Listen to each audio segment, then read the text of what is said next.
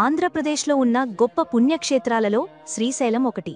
ఇక్కడ కొలువై ఉన్న మల్లికార్జున స్వామి ద్వాదశ జ్యోతిర్లింగాలలో రెండవది. అంతేకాదు 18 శక్తిపీఠాలలో ఆరవది. మరి శైవక్షేత్రాలలో గొప్ప క్షేత్రంగా భక్తుల పూజలందుకుంటున్న శ్రీశైలం స్థలపురాణమేంటి? మహాశివుడు శ్రీశైలం కొండమీద వెలియడం వెనుక ఉన్న అసలు కథ ఏంటి? మహాశివుడి పేరు మల్లికార్జునుడిగా మారడం వెనుక ఉన్న వృత్తాంతమేంటి? పాతాళగంగ నీళ్లు ఆకుపచ్చగా మారడం వెనుక ఏదైనా రహస్యం దాగి ఉందా? భ్రమరాంబికాదేవి ఆలయ నిర్మాణం, మల్లికార్జున స్వామి ఆలయ నిర్మాణాలు ఒక్కసారి జరిగినవి కావా? అసలు భ్రమరాంబిక అనే పేరు ఆ దేవికి ఎలా వచ్చింది? స్వామివారి నిత్య పూజలు, కళ్యాణం జరిపించేవాళ్లు వేరువేరా? శ్రీశైలం మల్లికార్జున స్వామి ఆలయ చరిత్ర 4 యుగాలదా? ఏ రాజుకాలంలో ఈ గుడి డెవలప్ అయింది? అసలు శ్రీశైలం ఆలయం ఎందుకు శైవక్షేత్రాలలో గొప్ప క్షేత్రంగా ఉంది? ఈ వీడియోలో తెలుసుకుందాం. ఆంధ్రప్రదేశ్ రాష్ట్రం కర్నూలు జిల్లా కర్నూలుకి తూర్పు దిశలో 70 కిలోమీటర్ల దూరంలో కృష్ణానది తీరంలో దట్టమైన అరణ్యంలో శ్రీశైలం నందు సముద్ర మట్టానికి 458 మీటర్ల ఎత్తున కొండపైన వెలసిన అతి పురాతన ప్రసిద్ధి చెందిన శైవక్షేత్రం శ్రీశైలం. ఇక్కడ పరమేశ్వరుడు శ్రీ భ్రమరాంబిక అమ్మవారి సమేత శ్రీ మల్లికార్జున స్వామిగా కొలువై ఉన్నారు. శ్రీశైలం ద్వాదశ జ్యోతిర్లింగాలలో రెండవది, 18 శక్తిపీఠాలలో ఆరవది మరియు పతి భాస్కర క్షేత్రములలో శ్రీశైలం ఆరోది.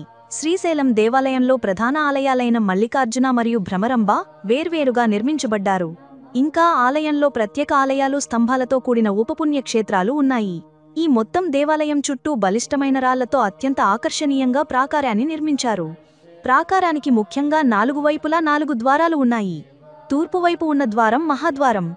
ఆలయ పరిసరాల్లో నందిమండపం, వీరశిరోమండపం, మల్లికార్జున ఆలయం, భ్రమరంబ ఆలయం అన్నీ తూర్పు నుండి పడమరకి వరుసగా ఉన్నాయి. వృత్త మల్లికార్జున, సహస్రనామలింగేశ్వర, అర్ధనారీశ్వర, వీరభద్ర, ఉమామహేశ్వర దేవాలయం, పాండవులు దర్శించిన 5 దేవాలయాలు, నవబ్రహ్మ ఆలయాలు ఉన్నాయి. స్కంద పురాణంలో శ్రీశైల ఆవిర్భావానికి సంబంధించిన గాథ ఉంది. కృతయుగంలో శిలాదుడు అనే ఋషి సంతానం కోసం ఘోర తపస్సు చేశాడు. ఆ ఋషి తపస్సుకి మెచ్చి శివుడు ప్రత్యక్షమై పర్వత, నందీశ్వర అనే 2 పుత్రులను ప్రసాదించాడు. వారిద్దరూ పెరిగి పరమేశ్వరునికి సేవ చేయడమే పరమ పవిత్రమని భావించి ఆ శివుని కోసం తపస్సు మొదలుపెట్టారు. అలా భక్తికి మెచ్చిన మహాశివుడు ప్రత్యక్షమై వరం కోరుకోమని చెప్పారు. పర్వతుడు తనని పర్వతంగా మార్చమని, నిత్యం ఆ పరమేశ్వరుడు తలపైన నివాసించాలని కోరాడు. నందీశ్వరుడు స్వామి ఎల్లప్పుడూ తన పైన యానం చెయ్యాలని కోరుకుంటాడు. దానికి శివుడు నందీశ్వరుడిని తన వాహనంగా చేసుకుని శ్రీపర్వతం అనే పేరుతో పర్వతాన్ని రూపొందించి దానిపై శాశ్వత నివాసం ఏర్పాటు చేసుకున్నారు. ఆ పర్వతం శ్రీపర్వతమని, శ్రీగిరి అని కాలక్రమేణా శ్రీశైలంగా రూపాంతరం చెందిందని చెప్తూ ఉంటారు. శ్రీ మల్లికార్జున స్వామి పేరు వృత్తాంతం శ్రీశైలాన వెలసిన లైదాయుడైన మహేశ్వరుడికి మల్లికార్జునుడు అనే పేరు రావడం వెనుక ఓ కథ ఉంది. కృష్ణా తీరంలో బ్రహ్మగిరిని రాజధానిగా చేసుకుని చంద్రకీతుడు అనే రాజు పరిపాలించేవాడు. సంతానం లేని ఆ రాజుకి లేకలేక చంద్రమతి అనే ఒక అమ్మాయి జన్మించింది. ఆమెని అల్లారు ముద్దుగా పెంచాడు. ఆ దశలో రాజపురోహితుడు జైత్రయాత్రకి ముహూర్తం పెట్టడంతో రాజు బలగాలు తీసుకుని బయల్దేరాడు. రోజులు నెలలయ్యాయి, నెలలు సంవత్సరాలుగా మారాయి. అయినా బ్రహ్మగిరికి చంద్రకీతుడు ఇంకా తిరిగి రావడం లేదు. అలా కొన్నేళ్ల తర్వాత రాజ్య విస్తరణ కాంక్షకి స్వస్తి చెప్పి విరామాన్ని ప్రకటించిన చంద్రకీతుడు అనంత విజయాలను సాధించి రాజధానికి తిరిగి వచ్చాడు. అంతఃపురంలో ప్రవేశించేతూనే ఒక అందమైన కన్య ఎదురుపడింది. అతని మనసు చెలించింది, బుద్ధి వక్రీకరించింది, వివేచన కోల్పోయాడు. రాజు ఆ సుందరి చెయ్యి పట్టుకోబోయాడు. అది చూసి అతని భార్య వారించింది. ఆ సుందరి సాక్షాత్తు వారి కుమార్తె అంటూ మొరపెట్టింది. కామాంధుడైన చంద్రకీతుడు భార్య మాటలు వినిపించుకోలేదు. వద్దు తండ్రి, నేను వారసురాలని అంటూ చేతులు జోడించి వేడుకుందా బిడ్డా. ఏళ్ల తరబడి యుక్తాలను గడిపిన రాజుకి కారుణ్యం హరించింది. ఆమెని అసలు కనికరించలేదు. కామవాంఛతో చంద్రవతి వెంటపడ్డాడు. ఆమె రాజధానిని వదిలి కృష్ణానది దాటి కొండల్లోకి పరుగు తీసింది. ఒక గుహలో తలదాచుకుంటుంది. చంద్రకీతుడు ఆమెను తరుముతూ ఆ గుహ వద్దకి చేరుకున్నాడు. గుహద్వారమున మాటువేసి గుహలో ఉన్న రాజకుమారి పరమేశ్వరుడికి ప్రార్థించి తనని కాపాడమని వేడుకుంటుంది. వెంటనే శివమహిమ వల్ల చంద్రకీతుడు ఆకుపచ్చశిలగా మారిపోయాడు. గుహద్వారం నుండి అది దొళ్లుకుంటూ పాతాళగంగలో పడింది. ఆ కారణం వలనే పాతాళగంగ నీరు ఆకుపచ్చగా కనిపిస్తుందని నమ్మకం. గుహ నుండి బయటికి వచ్చిన చంద్రమతి గుహ సమీపంలో అద్భుతమైన దృశ్యాన్ని చూసింది. ఒక గోవు పొదుగు నుండి వేలాడుతున్న క్షీరదాలలో అభిషేకమవుతున్న శివలింగాన్ని చూసింది. శివాత్మని ఆలయాన్ని నిర్మించి ఆ స్వామిని అనుదినం మేళాలతో అర్జింది. ఆమె నిర్మలా భక్తికి మెచ్చిన నీలకంఠుడు చంద్రమతి సమర్పించిన మల్లెదండని తన సిగలో నెలవంకకి సురపొంగకి నడుమున అందంగా ధరించాడట. ఆ విధంగా మల్లికార్జునుడు అన్న వ్యవహార నామంతో ఇక్కడ స్వామివారు కొలువై ఉన్నారు. శ్రీ భ్రమరాంబికాదేవి. ఇంకా అమ్మవారికి భ్రమరాంబిక అన్న పేరు ఎందుకు వచ్చింది అనే విషయం మీద ఒక కథ ఉంది. పూర్వం పరమేశ్వరుడి సౌమ్యతకి మనోహరమైన రూపానికి పరవశమైపోయి వివాహమాడాలని అనుకుంది అమ్మవారు. అప్పుడు శివుడు అక్కడే భ్రమిస్తున్న తేనెటీగను చూపించి అది విస్మరించే వరకు దానినే అనుసరిస్తే వివాహమాడుతానని చెప్పారు. దాంతో తేనెటీగ వెంట పరుగు తీసింది అమ్మవారు. ఇలా కొన్ని సంవత్సరాల వరకు ఆమె పరుగు తీస్తూనే ఉంది. ఇక చివరగా ఆ తేనెటీగ శ్రీశైలానికి వచ్చి విశ్రాంతి తీసుకుంది. అప్పుడు శివుడు వృద్ధుడిగా వచ్చి చాలా కాలం గడిచిపోయిందందున నేను వృద్ధున్నయ్యాను, నేను వివాహానికి తగను అని చెప్తాడు. దానికి అమ్మవారు దానికి నాకు అభ్యంతరమే లేదని చెప్పి వివాహానికి అంగీకరిస్తోంది. ఇలా భ్రమరాన్ని అనుసరించడం వల్ల ఆమెకి భ్రమరాంబిక అనే పేరు వచ్చింది. ఇప్పటికీ కూడా భ్రమరాంబికాదేవి ఉన్న గుడి వెనుక భ్రమరం యొక్క ఝుంకారం వినిపిస్తోంది. శ్రీశైలం ఆలయాన్ని వీరశైవులు అత్యంత పవిత్రంగా భావిస్తారు. కర్ణాటక, మహారాష్ట్రకు చెందిన లింగధారులు ఇక్కడ సుందరుణ్ణి విధిగా కొలుస్తారు. ఇంతేకాదు, ఏ ఆలయంలో లేని మరో ప్రత్యేకత శ్రీశైలంలో కనిపిస్తోంది.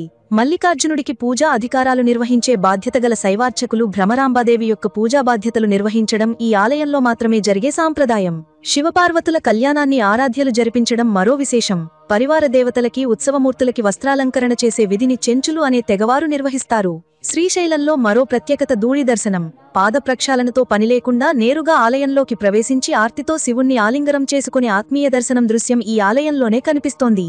క్రీస్తుపూర్వం నుండి అనేక రాజవంశస్థులు శ్రీశైలాన్ని సేవించినట్లు శిలాశాసనాలున్నాయి. ఇతర చారిత్రకాధారాలు కూడా వర్తిస్తున్నాయి. బౌద్ధయుగంలో, మహాయుగానికి పూర్వం నుంచే ఈ ఆలయం ప్రాచుర్యంలో ఉందని తెలుస్తోంది. చైనా యాత్రికుడు హ్యువాన్ త్వాంగ్ సాంగ్ గ్రంథంలో శ్రీశైలం గురించి రాయబడింది. ఆలయ పూర్వచరిత్రకి సంబంధించి 14వ శతాబ్దానికి చెందిన కాకతీయ ప్రతాపరుద్రుడి శాసనమే ప్రాచీనమైనది. అది ప్రస్తుతానికి చెన్నైలోని మ్యూజియంలో ఉంది. 6వ శతాబ్దంలో కదంబ మయూరవర్మ ఈ ప్రాంతాన్ని పరిపాలించారు. 7వ శతాబ్దం వరకు చాళుక్యులు, ఆ తర్వాత 10వ శతాబ్దం వరకు రాష్ట్రకూటులు శ్రీశైలం ప్రాంతాన్ని పరిపాలించారు. రెడ్డి రాజుల కాలంలో శ్రీశైలం మరింత అభివృద్ధి చెందింది. శ్రీకృష్ణదేవరాయలు శ్రీశైలానికి ప్రత్యేక ప్రతిపత్తి కల్పించి తన దేవీరులైన తిరుమల దేవి, చిన్నాంబ దేవులతో కలిసి శ్రీశైల క్షేత్రాన్ని దర్శించారు. దేవాలయ ప్రధాన ద్వారం వద్ద గాలి గోపురాన్ని నిర్మించారు. 1777లో మరాఠా వీరకిషోరమైన ఛత్రపతి శివాజీ ఉత్తరం వైపున ఒక గాలి గోపురాన్ని నిర్మించారు. ఇక్కడే ఆయనకు జగన్మాత దర్శనమిచ్చి వీర ఖడ్గాన్ని ప్రసాదించింది అనే ప్రతీతి. 1696లో దేవస్థానం వారు పడమట గోపురాన్ని నిర్మించి దీనికి బ్రహ్మానందరాయ గోపురమని పేరు పెట్టారు. ఔరంగజేబు కాలంలో దావత్ ఖాన్ అనే సేనాని కర్నూలు జిల్లాను జాగీరుగా పొందాడు. అతని సోదరుడు ఇబ్రహీం ఖాన్ ఈ క్షేత్రాన్ని అభివృద్ధి చేశారు. అనేక ప్రత్యేకతలు ఉన్న ఈ శ్రీశైలమాలయానికి 4 ప్రధాన ద్వారాలు ఉన్నాయి. ప్రకాశం జిల్లాలో త్రిపురాసుందరి వెలిసిన త్రిపురాంతకాన్ని తూర్పు ద్వారంగా, మహబూబ్ నగర్ జిల్లాలో జోగులాంబ శక్తిపీఠమైన ఆలంపూరు పశ్చిమ ద్వారంగా, కడప జిల్లాలోని సిద్ధవటం సౌత్ ద్వారంగా, మహబూబ్ నగర్ జిల్లాలో ఉన్న ఉమామహేశ్వర ఆలయం ఉత్తర ద్వారంగా భావిస్తారు. గిరిపంక్తులు దాటి వెళుతూ ఉంటే ఆలయానికి 8 కిలోమీటర్ల దూరంలో శిఖరేశ్వరం దర్శనమిస్తోంది. శ్రీశైల శిఖరం దర్శనం సర్వపాపహరణమని భక్తులు విశ్వసిస్తూ ఉంటారు. అదేవిధంగా కుంభకారుడు హేసప్ప, ఆ పరమేశ్వరుణ్ణి స్వర్ణలింగ రూపంలో అటకేశ్వరం ఆదిశంకరుడు పావనం చేసిన పాలధారలు, భీమసేనుడి గదాఘాతంలో ఏర్పడిన భీమకోలను, ఇలా ఎన్నో మహత్తరమైన ప్రదేశాలు ఉన్నాయి. గంటవివోది, సారంగభావ, నందుల భీమశంకర మఠాలు, అశ్రపతినాథ్ లింగం, గోగర్భ, విశ్వామిత్ర మఠాలు కూడా ప్రసిద్ధి చెందాయి. బ్రహ్మంగారి కాలజ్ఞానంలో ఇక్కడి నందీశ్వరుడి గురించి ప్రస్తావన ఉంది. బసవన్న అని పిలిచే ఈ పశుపతి వాహనం కలియుగంలో పెద్ద రంకె వేస్తుందని కాలజ్ఞానంలో పేర్కొన్నారు. శ్రీశైలం మొత్తంలో ప్రత్యేకమైనది శ్రీశైల శిఖరం. శ్రీశైలంలో శిఖరం దర్శనం చేసుకుంటే పునర్జన్మ ఉండదు అని శాస్త్రాలు ఘోషిస్తున్నాయి. అక్కడ ఉన్న రోలులో నవధాన్యాలు వేసి ఈశ్వరుణ్ణి స్మరిస్తూ, దానిపైన ఉన్న నందిని తిప్పుతూ దూరంగా ఉన్న శ్రీశైలం మల్లికార్జునస్వామి ఆలయం వైపు విమానంపైన ఉన్న శిఖరాన్ని చూడాలి. అలా చూసినప్పుడు శిఖరం కనిపిస్తే పునర్జన్మ ఉండదు అని విముక్తులవుతానని నమ్మకం. శ్రీశైల పర్వతం భూమి మొత్తానికి నాభి అని అంటారు. అయితే కృతయుగంలో హిరణ్యకశిపుడి పూజామందిరం ఈ క్షేత్రం. త్రేతాయుగంలో శ్రీరాముడు, సీతాదేవి ఇక్కడ సహస్రలింగాన్ని ప్రతిష్ఠించి పూజించారు. ద్వాపర యుగంలో పాండవులో ద్రౌపది ఈ క్షేత్రంలో శివలింగాలను ప్రతిష్ఠించి పూజించారు. వీరు ప్రతిష్ఠించిన శివలింగాలు ఇప్పటికీ దర్శనమిస్తున్నాయి. ఇక కలియుగంలో మానవుల కోరికలు తీర్చడానికి మహాశివుడు ఇక్కడ కొలువై ఉండగా ఇలా 4 యుగాల చరిత్ర కలిగిన ఏకైక పుణ్యక్షేత్రం శ్రీశైలం. ఫ్రెండ్స్, మీరు కూడా శ్రీశైలం చూసారా? చూస్తే కింద కామెంట్ సెక్షన్లో కామెంట్ చేయండి. ఓం నమ శివాయ అంటూ కూడా కామెంట్ చేయండి.